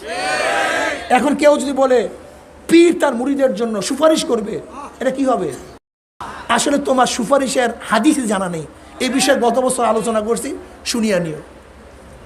এবার বলতেছে দুইজন একই সাথে পীর সাহেবের কাছে মুরিদ হয়েছে। পীর সাহেব বলছেন, বাবা যা কিছু করো লিল্লাহি রাব্বিল আলামিন, মাওলার জন্য করিও, রেজায় মাওলার জন্য করিও। ওই দিন নিয়াত করছি যা কিছু করব কার জন্য? আল্লাহর জন্য। দেখো আমি তোমাকে বিবাহ করছি, কেন করছি? আল্লাহর হুকুম পালন করার জন্য। আমি তোমার সাথে মিশি, সোহবাতে যাই, আমার নিজের খায়েশের জন্য নয়, নিজের শারীরিক চাহিদা মিটাবার জন্য নয়। আল্লাহ পাক ওয়াশিরু হুন্না, তোমরা স্ত্রী ব্যবহার করো, তাদের সাথে চলো ফেরো থাকো, এই কারণে আল্লাহর হুকুম পালন করার জন্য, নিজের জন্য না। আল্লাহ হুকুম করছেন বিধায় আল্লাহর হুকুম পালন করছি। আমার উদ্দেশ্য ছিল কি, ও মাওলা হে, তুমি তোমার ওই বন্দার উসিলায় নদী পার করে দাও, যে নিজের জন্য বিবাহ করে নাই, বরং তোমার হুকুম পালন করার জন্য বিবাহ করছে, তার উসিলায় নদী পার করে দাও। আমার বন্ধু গোস্ত বাড়াবার জন্য খায় না, আমার বন্ধু শরীরকে তাগড়া করার জন্য খায় না, আমার বন্ধু বাঁচার জন্য খায় না। আল্লাহ পাক বলছে কুলু ওয়াশরাবু, খাও পান করো, আল্লাহ পাকের হুকুম। আমার বন্ধু কি বলছে? মাওলা হে, তোমার ওই বন্দার উসিলায় নদী পার করে দাও, যে নিজের বাঁচার জন্য, নিজের স্বাস্থ্য ঠিক রাখার জন্য, নিজের যৌনতাকে বাড়াবার জন্য খাদ্য খায় তা না, বরং তোমার হুকুম পালন করার জন্য খাদ্য খায়, ওই বন্দার উসিলায় নদী পার করে দাও। ইন্না সলাতি ওয়া নুসুকি ওয়া মাহইয়াই ওয়া মামাতি লিল্লাহি রাব্বিল আলামিন। যা কিছু করি, আমার হায়াত, আমি কেন বাঁচতে চাই, আমার বাঁচার কারণটা কি? নবী আলাইহিস সালাতু কি বলছেন? ওই হায়াত সবচেয়ে উত্তম হায়াত, যেই হায়াত লম্বা হবে নেকিও বেশি হবে। ওই হায়াত নিকৃষ্ট হায়াত, যেই হায়াত লম্বা হবে গুনাহও বেশি হবে। আমি বাঁচতে চাই কেন? আগামীকাল বাঁচলে আমার 5 ওয়াক্ত নামাজ আমল নামায় বেশি জমা হয়ে যাবে। আমি কেন বাঁচতে চাই? আগামী বছর বাঁচলে 1 মাসের রোজা আমল নামায় বেশি লেখা হয়ে যাবে। আমি এক মুহূর্ত কেন বাঁচতে চাই? ওয়ান মুআজ ইবনে জাবাল রাদিয়াল্লাহু তাআলা قال قال رسول الله صلى الله عليه وسلم ليس يتحسر أهل الجنة إلا على ساعة مرت بهم لم يذكروا الله تعالى فيها। তিরমিজির মধ্যে রওয়ায়াত আছে, জান্নাতের মধ্যে জান্নাতীরা আর কোনো আফসোস করবে না, শুধু অতটুকু আফসোস করবে দুনিয়ার মধ্যে যেই সময়টুকু মাওলার জিকির ছাড়া কাটাইয়া দিছে। আমি আর 1 সেকেন্ড এর জন্য বাঁচতে চাই যেন আমার আমল নামায় একবার সুবহানাল্লাহর সওয়াব বেশি লেখা হয়ে যাবে। আমি এর জন্য বাঁচতে চাই আমার আমল নামায় একবার আলহামদুলিল্লাহর সওয়াব বেশি লেখা হয়ে যাবে। আমি এর জন্য বাঁচতে চাই আমার আমল নামায় তেলাওয়াতের সওয়াব বেশি লেখা হয়ে যাবে। আমি এর জন্য বাঁচতে চাই আমি এত মানুষকে দাওয়াত দিছি, যদি আর একটা মানুষকে দাওয়াত দিতে পারি, এই যারা চরমোনাইতে দাওয়াত দিয়া যাদেরকে নিয়ে আসছেন ওরা হেদায়েত আল্লাহ যদি আল্লাহ যদি ওদেরকে হেদায়েত দিয়া দেয়, ওরা জিন্দগিভর যত ন্যাক করবে, যাদের দাওয়াতে তারা আসছে দায়ীদের আমল নামে ওই পরিমাণে ন্যাক আল্লাহ লিখে দেবে। এর জন্য আব্বাজান দাদাজান বলতেন চরমোনাই মুজাহিদরা হলো পালা গুগু। কি গুগু? হ্যাঁ, পালা গুগুর কাজ কি? বন্যা গুগু। এক পালা গুগু হাজারো বন্য গুগু শিকার করতে পারে। আব্বাজান রহমতুল্লাহ আলাইহির কাছে অনেক মুজাহিদ এসে বলতো, হুজুর আমি অমুক জায়গায় একা। চরমোনাই মুজাহিদ তো একা থাকতে পারে না। চরমোনাই মুজাহিদ আবার অনেকে বলে আমরা বলে দাওয়াত দিই না। আচ্ছা দাওয়াত না দিলে এই চরমোনাই এত লক্ষ লক্ষ লোক আসলো কোথার থেকে?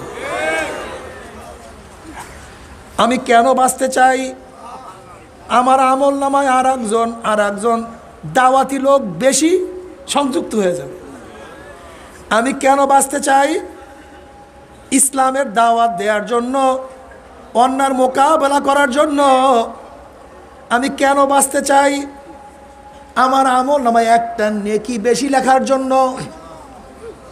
আমি কেন বাঁচতে চাই না? এজন্য আমার আমল নামায় একটা মিথ্যার গুনাহ না লেখা হয়, আমার পাপ যেন না লেখা হয়, নামাজ যেন কাজা না হয়। যারা দুনিয়ার পাগল, যারা দুনিয়ার পাগল, তুমি কেন বাঁচবা? দোকানদারি করার জন্য। আগামীকালও দোকানদারি করবো, দরকারটা কি দোকানদারি করার? আগের দিন মরিয়া যাও, কমপক্ষে ফিতনার থেকে বাঁচিয়া গেল। আগামীকালও চাকরি করবা, একদিন আগে মরিয়া যাও, কমপক্ষে চাকরির ঝামেলার থেকে বাঁচতে পারবা। আগামীকাল কৃষি করার জন্য একদিন আগে মরিয়া যাও, কমপক্ষে কৃষির কষ্ট থেকে নিজেকে হেফাজত করতে পারবা। কিন্তু আমি মরতে চাই কেন? আল্লাহর রাস্তায় শহীদ হয়ে যাব। আমি মরতে চাই কেন? মাওলার সাথে দেখা করার জন্য। কেন? মাওলার সাথে বন্দার পর্দা হলো মৃত্যু। মৃত্যু হইলে মাওলাকে দেখতে পারবো, এর জন্য মরতে চাই। এর জন্য কি বলা ঠিক না? ইন্না সালাতি ওয়া নুসুকি ওয়া মাহইয়াই ওয়া মামাতি লিল্লাহি রাব্বিল আলামিন। যারা চরমোনাই ময়দানে আসছেন, আমাদের জানি ইবাদত, আমাদের মালি ইবাদত, আমাদের বাঁচিয়া থাকা, আমাদের মৃত্যুবরণ করা কার জন্য? একমাত্র আমার মাওলার জন্য। যদি মাওলার জন্য সব কিছু হয়ে যায়, মাল্লাহুল মাওলা ফালাহুল কুল। যার জন্য মাওলা হয়ে যাবে তার জন্য সব কিছু হয়ে যাবে। জোরে বলেন সুবহানাল্লাহ।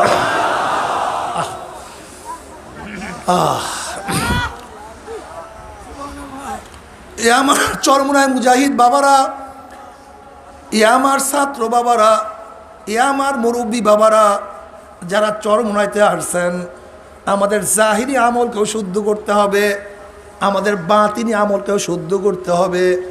রিয়া রাখা যাবে না, কেবের রাখা যাবে না। কেবের সবচেয়ে মারাত্মক এক গুনাহ, বরক্ত। এটা আল্লাহ সহ্যই করতে পারে না। সহ্যই, যার মধ্যে বরক্ত আছে তাকে আল্লাহ মাহরুম করিয়ে দেন। আল্লামা থানবী রহমাতুল্লাহ একটা ঘটনা নিয়ে আসছেন। হজরত আব্দুল কাদের জেলানী রহমাতুল্লাহ আলাই, জুয়ান মানুষ, আব্দুল কাদের জেলানী রহমাতুল্লাহ জুয়ান মানুষ, তিনি রওনা করছেন এক আল্লাহর ওলির সাথে সাক্ষাৎ করার জন্য। পথির মধ্যে আরও 2 ব্যক্তির সাথে সাক্ষাৎ করে। ভাই আপনারা কোথায় যান? বলে আমরা ওই ব্যক্তির সাথে দেখা করার জন্য যাইতে আছি, অমুক আলেমের সাথে দেখা করার জন্য যাইতে আছি। এখন পরস্পরে আলোচনা করতে আছে, তুমি কেন যাও, আপনি কেন যান, আপনি কেন যান। তখন এক ব্যক্তি বলতে আছে, আমার সচ্ছলতা নাই, আমার টাকা পয়সা নাই, কাজে যাই বুজুর্গর কাছে দোয়া আনার জন্য, দেখি আল্লাহ পাক আমাকে সচ্ছল করে দেন কিনা। বলে আপনি কেন যান? ইবনে সেক্কার নামে এক ব্যক্তি। বলে আপনি কেন যান? বলে আমি যাই ওনার এলেম পরীক্ষা করার জন্য। খালি কি বুজুর্গ নাকি এলেম কালাম কিছু আছে, একটু পরীক্ষা করবো, এমন কিছু প্রশ্ন আমি ঠিক করছি সে তার জবাব দিতে পারবে না, আমি এর জন্য যাইতে আছি। বলে বাবা তুমি কেন যাও? বলে আমি যাইতে আছি আল্লাহর অলির কাছে, একটু দোয়া নেব, দেখিনি তার সোহবত গিয়ে আল্লাহ পাক আমাকে কবুল করিয়া ফেলায়, আমাকে মাওলা পাক রব্বুল আলামিন পছন্দ করিয়া ফেলায়। সোহবত ছাড়া কিছু হবে না, সোহবত ছাড়া মাওলাকে পাওয়া যাবে না। সোহবত সবচেয়ে দামি জিনিস, সোহবত লাগবে। বলে দেখি আল্লাহর ওলির সোহবতে গিয়া আল্লাহ পাক আমাকে কবুল করেন কিনা। তিনজন চলে গেছেন। আল্লাহ পাক রব্বুল আলামিন ওই বুজুর্গের মধ্যে ইলহাম করছেন। আল্লাহ পাক রব্বুল আলামিন ইলহাম করার কারণে বুজুর্গ প্রত্যেকের অবস্থা বুঝতে পারছে। তার কাছে বয়ান করার আগেই বুজুর্গ বলতে আছে, আমি তোমার পায়ের নিচে স্বর্ণের খনি দেখতে আছি, রূপার খনি দেখতে আছি, তুমি সচ্ছল হয়ে যাবা, তোমার কোনো টেনশন নাই। আর ওই আপনি সেক্কাকে বলতে আছে, তুমি এই প্রশ্ন নিয়ে আসছো, এই প্রশ্নের জবাব এইটা, তুমি এই প্রশ্ন নিয়ে আসো, তার জবাব এইটা, তুমি এই প্রশ্ন করতে চাও, তার জবাব এইটা, লেকিন আমি তোমার কপালের মধ্যে মোরতাদ কুফুরি চিহ্ন দেখতে আছি। নাউযুবিল্লাহ। আর আব্দুল কাদের জিলানী রাহমাতুল্লাহর কাতাকায় বলতে আছে, আল্লাহ পাক রব্বুল আলামিন তোমাকে এত বড় বুজুর্গ বানাইবে, একদিন তুমি বাগদাদের মসজিদের মেম্বারে বলবা যে সমস্ত ওলিদের ঘাড়ের উপরে আমার পাও, তুমি জজবার হাতে এই কথা বলবা। ঠিকই আব্দুল কাদের জিলানী রাহমাতুল্লাহ আলাইহি আল্লাহ পাক রব্বুল সেই মাকাম দান করছেন। উনি একদিন বাগদাদের মসজিদে বয়ান করতে গিয়ে জজবার হালতে বলছিল সমস্ত ওলিদের কাঁধের উপর আমার পাও। আল্লামা থানভী রাহমাতুল্লাহ আলাইহি বলেন, আল্লাহ পাক রব্বুল আলামিন কুদরতিভাবে নবী ইব্রাহিম আলাইহিস সালাতু ওয়াস সালামের সেই আওয়াজের মতো সমস্ত ওলিদের কানে সেই আওয়াজ পৌঁছাইয়া দিছিলেন এবং তত হইতে বাধ্য হয়েছিল। আর ইবনে সেক্কার অবস্থা এরকম হয়েছে, সে গভর্নরের বাদশার দুধ, বড় আলেম তো, দুধ হিসাবে তাকে রোমে পাঠানো হয়েছে। যখন রোমে পাঠানো হইল, সেখানে রোমের খ্রিস্টানের এক মেয়ের প্রেমে পড়িয়া তার ঈমান আখলাক সব ধ্বংস করিয়া মোরতাদ হইয়া গেছে। বুজুর্গদের বরদোয়ার মধ্যে পড়িও না কেউ, খুবই খতরনাক, ভালো লাগে না, চুপচাপ চলিয়া যাও, বরদোয়ার মধ্যে পড়িও না, দরকারটা কি, খুব কঠিন মাসালা, কি কথা ঠিক না? সোহবত সবচেয়ে দামি, সোহবতের দামি কোনো জিনিস নাই। এর জন্য দেখছি চরমুনার ময়দানে আসলে অনেক মানুষ আসছে, বয়ানও শোনে নাই, কিন্তু চরমুনায় এই সোহবতে থাকার কারণে, আল্লাহ ওদের সোহবতে থাকার কারণে কলমের মধ্যে পরিবর্তন চলে আসছে।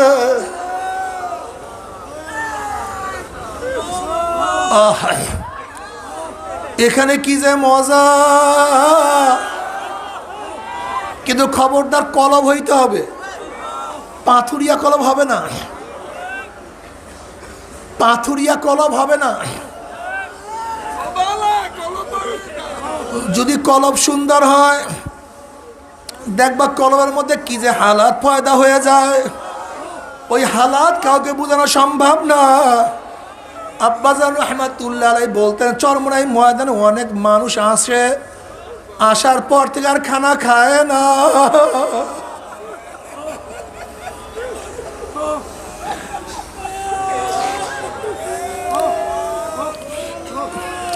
এরকম আব্বাজান বারবার বলতেন। কিন্তু সেই লোককে অনেকবার খোঁজার চেষ্টা করছি, কিন্তু এবার ঢাকায় সেই ব্যক্তির এক নাতি আমার সাথে বলতে আছে, হুজুর আমার দাদা চরমুনাই ময়দানে ঢোকার পর থেকে ফেরার আগ পর্যন্ত এক লোকমাও খানা খাইতেন না। বাবারে, এই চরমুনার ময়দানে কত মানুষের চোখের পানি, কত আল্লাহর চোখের পানি, এই মাটি কত জিকিরের সাক্ষী, এই মাটি কত লক্ষ কোটি জিকিরের সাক্ষী হয়ে আছে। এই জমিনের ঘাস কত জিকিরের সাক্ষী বহন করে।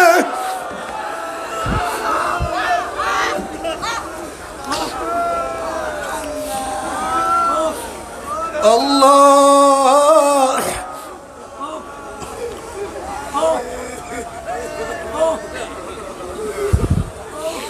বাবারা আল্লাহর কাছে দোয়া করো, মাওলা যাদেরকে চরমুনায় নিয়ে আসছো হেদায়েতের মালা না পরাইয়া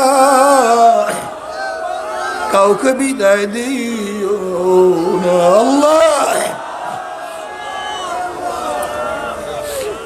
আল্লাহ আমাদের সবাইকে হেদায়েতের মালা পরায় দাও। হেদায়েতের মালিক তুমি। নবী ইব্রাহিম তার ছেলেকে হেদায়েত দিতে পারে নাই, নবী লূত আলাইহিস সালাম তার স্ত্রীকে হেদায়েত দিতে পারে নাই, নবী নূহ আলাইহিস সালাম তার ছেলেকে হেদায়েত দিতে পারে নাই, নবী ইব্রাহিম তার বাবাকে হেদায়েত দিতে পারে নাই, নবী লূত আলাইহিস সালাম তার স্ত্রীকে হেদায়েত দিতে পারে নাই। হেদায়েতের মালিক তুমি।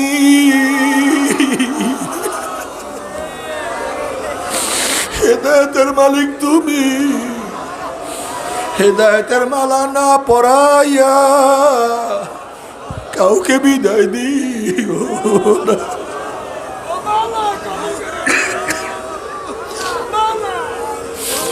আল্লাহ তোমার মোহাব্বত আমাদেরকে পরিপূর্ণ করিয়া দিও।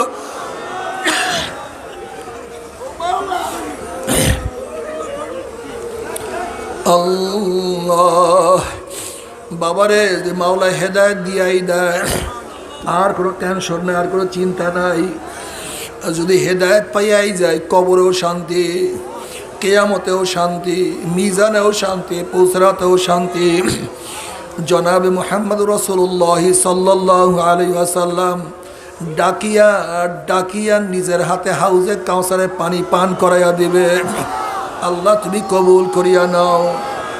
জনাবে মুহাম্মদ রাসূলুল্লাহ সাল্লাল্লাহু আলাইহি ওয়াসাল্লাম নিজেই বলছেন আমাকে 3টা জায়গায় খোঁজ করিও। কিয়ামতের ময়দানে 3টা জায়গা আমাকে খোঁজ করিও। মিজানের জায়গা আমাকে খোঁজ করিও, হাউজের কাছে আমাকে খোঁজ করিও, পুলসরাতের কিনারে আমাকে খোঁজ করিও।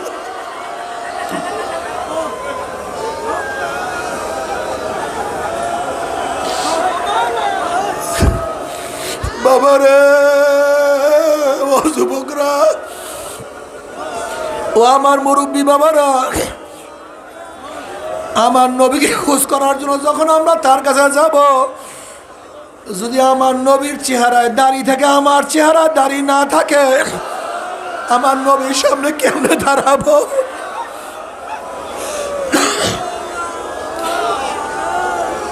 যদি আমার নবীর মাথায় টুপি থাকে, আমার মাথায় টুপি না থাকে, যদি আমার নবীর পোশাকের সাথে আমার পোশাকের মিল না থাকে, যদি আমার নবীর দলের সাথে আমার দলের মিল না থাকে, যদি আমার নবীর আদর্শ নীতির সাথে আমার আদর্শ নীতির মিল না থাকে, যদি আমার নেতার সাথে আমার নবীর নেতার মিল না থাকে, বাবারে যদি আমার নেতার সাথে আমার নবীর মিল না থাকে, আমার নবীকে চিনতে পারবো না, আমার নবী আমাদেরকে চিনবে না। আল্লাহ আল্লাহ তুমি আমাদের সবাইকে মাফ করিয়া দাও। বাবারে সাহাবায়ে কেরাম রিদওয়ানুল্লাহি তাআলা আলাইহিম আজমাইন নবী আলাইহিস সালাতু ওয়াস সালামের প্রশ্ন, ইয়া নবী আল্লাহ, ইয়া রাসূলুল্লাহ, কিয়ামতের ময়দানে কোটি কোটি মানুষ উঠবে, আপনি আমাদেরকে চিনবেন কিভাবে? নবী আলাইহিস সালাতু ওয়াস সালাম বলেন, হে আমার সাহাবারা, লক্ষ লক্ষ ঘোড়ার মধ্যে কোনো ঘোড়ার যদি কপালের মধ্যে সাদা থাকে, চাঁদ থাকে, পাওগুলো যদি সাদা থাকে, তাকে বের করতে কোনো কষ্ট হয় না কি? বলে না, কোনো কষ্ট হয় না। বলে আমার উম্মতের কিয়ামতের ময়দানে সেজদার চিহ্নের জায়গার থেকে নূর ঝলকাইতে থাকবে, উজুর জায়গাগুলো সব নূর হয়ে যাবে। আল্লাহ কবুল করিয়া না বাবারে, আল্লাহ তুমি কবুল করিয়া না। নবী আলাইহিস সালাতু ওয়াস সালাম পুসরাতের কিনারা দাঁড়ায়া থাকবে, সমস্ত উম্মত পাড়ি দিয়া চলিয়া যাবে, আল্লাহ তুমি কবুল করিয়া নাও। কিন্তু আমার যুবক বাবারা, আমার মুরব্বী বাবারা, আল্লাহ না করুক মাওলা যদি হেদায়েত নাই দে, আল্লাহ তুমি না করিয়া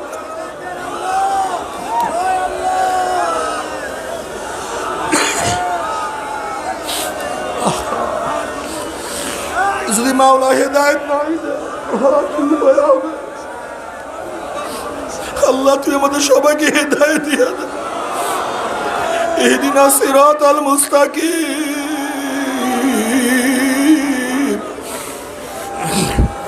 ইহদিনা সিরাতাল মুস্তাকিম, ইহদিনা সিরাতাল মুস্তাকিম। মাওলা হেদায়েত দিয়া দাও, হেদায়েতের মালা না পরাইয়া না ডাক দিও না, ডাক দিও।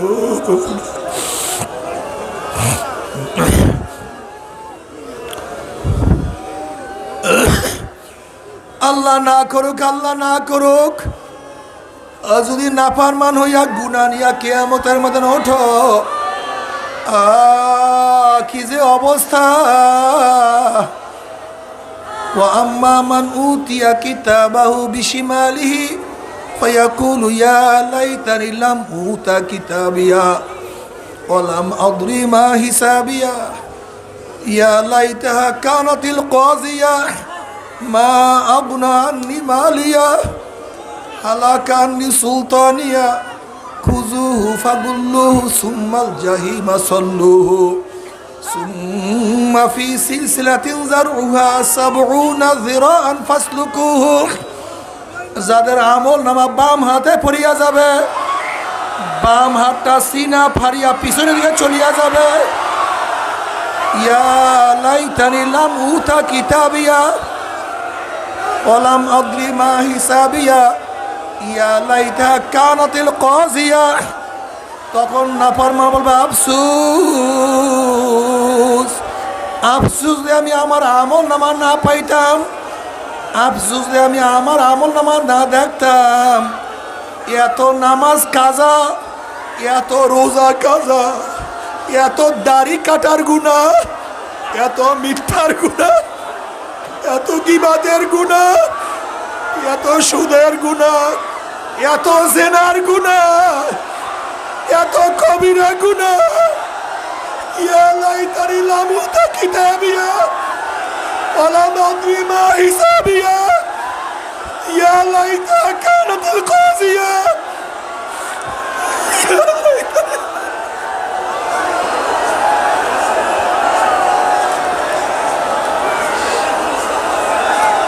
আল্লাহ আমাদের মাফ করিয়া দাও। আফসোস যদি আমার মৃত্যু শেষ হইয়া যাইত, কবর থেকে কিয়ামতের ময়দান না উঠতাম। আল্লাহ, আল্লাহ তুই আমাদের সবাইকে মাফ করিয়া দাও, আমাদের সবাইকে ক্ষমা করিয়া দাও। আল্লাহ রে মাফ করিয়া দাও।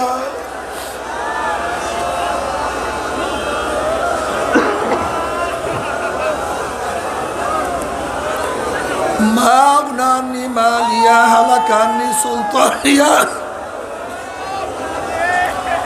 এখন নাফরমান বলবে আমার মাল আমাকে কোনো উপকার করতে পারলো না,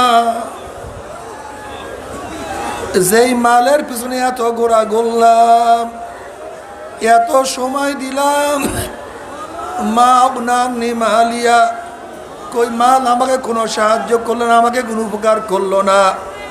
হালাকানি সুলতানিয়া, আমার সভাপতিগিরি, আমার সেক্রেটারিগিরি, আমার মেম্বারি, আমার চেয়ারম্যানই, আমার এমপি, আমার মিনিস্ট্রি, আমার ক্ষমতা, আবার বাদশাহী সব ধ্বংস হয়ে গেল।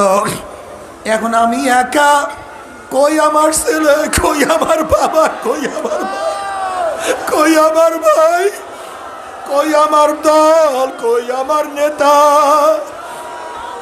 কই আমার ক্ষমতা? কিছু নাই, কিছু নাই, কিছু না। আল্লাহ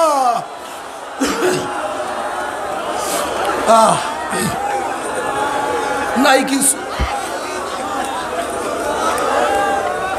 হাদিসের মধ্যে আসছে নাফরমান আফসোস করবে, আফসোস করবে, আর আঙ্গুল চাবাইলা শুরু করবে, হাত চাবানো শুরু করবে, হাত চাবাইতে চাবাইতে চাবাইতে চাবাইতে সব ফাঁসা ফাঁসা করিয়া ভালাইবে।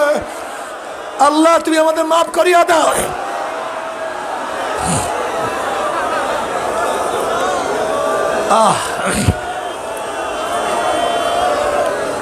কিয়ামতের ময়দান খুবই মারাত্মক, খুবই ভয়াবহ জায়গা। জনাবে মুহাম্মদ রাসূলুল্লাহ সাল্লাল্লাহু আলাইহি ওয়াসাল্লাম ফরমান, কিয়ামতের ময়দানে সমস্ত মানুষ উলঙ্গ অবস্থায় উঠবে। আম্মা জান আয়েশা রাদিয়াল্লাহু বলেন, ইয়া নবী আল্লাহ, ইয়া রাসূলুল্লাহ, আমরাও কি কিয়ামতের ময়দানে উলঙ্গ অবস্থায় উঠবো নাকি? বলে, তোমরা উলঙ্গ অবস্থায় উঠবা? বলে, আমাদেরকে লজ্জা লাগবে না, আমাদেরকে শরম লাগবে না? কাল আয়েশা রে, কিয়ামতের অবস্থায় এত মারাত্মক, এত কঠিন, সমস্ত মানুষের চোখ উপরের দিকে উঠবে, নিচের দিকে নামাতে পারবে না। আল্লাহ তুমি আমাদের সবাইকে মাফ করিয়া দাও। এখন আফসোস করতে থাকবে, আমার মাল নাই, আমার সাথী নাই, আমার কিছু নাই। এবার আল্লাহ পাক বলবে, খুজুহু ফাগুল্লুহু, এ ফেরেশতারা, নাফরমানকে ধর, ওকে বান্ধিয়া ফেলা। খুজুহু ফাগুল্লুহু সুম্মাল জাহিমা সাল্লুহু। আল্লাহ পাক হুকুম দেওয়ার সাথে সাথে যেইভাবে কুকুরের পায়ের মধ্যে রশি লাগাইয়া কুকুরকে টানতে টানতে কূপের মধ্যে ফালাইয়া দেয়, ঠিক নাফরমানের হাত পায়ের মধ্যে শিকার লাগাইয়া টানতে টানতে টানতে টানতে জাহান্নাম জাহান্নামে ফালাইয়া দিবে। আল্লাহ মাফ করিয়া দাও বাবারে।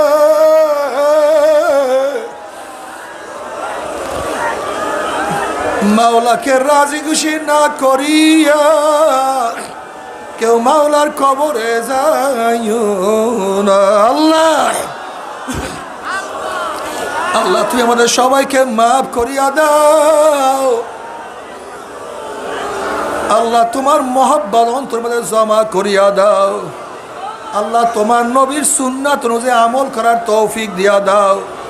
আল্লাহ তোমার নবীর সুন্নাত অনুযায়ী আমল করার তৌফিক দিয়া দাও।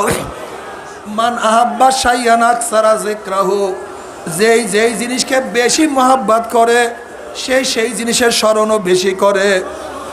কিয়ামতের ময়দানে যারা মাওলাকে মহব্বত করবে, জিকির আজকার বেশি করবে, তারা হাসতে হাসতে মাওলার জান্নাতে চলিয়া যাবে। কাজী এমনভাবে মাওলার জিকির করব যেন মাওলার রাজি খুশি না হইয়া পারে না। লা ইলাহা ইল্লাল্লাহ।